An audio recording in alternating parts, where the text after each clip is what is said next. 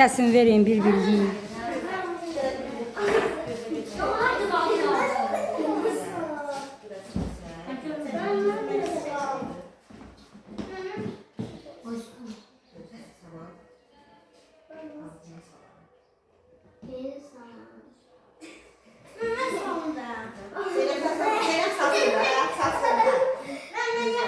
Ha Zeynep salsın. Zeynep sal.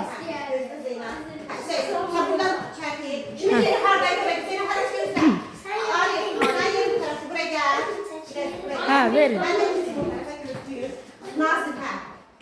Çekin. Ha. Alçalın.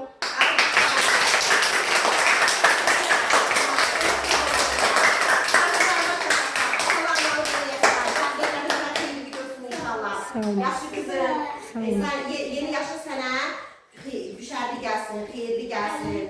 Dərslərində sənə müvəffəqiyyətlər arzulayıram. Əlaçı olarsan inşallah. Allah razı olsun. Allah razı olsun.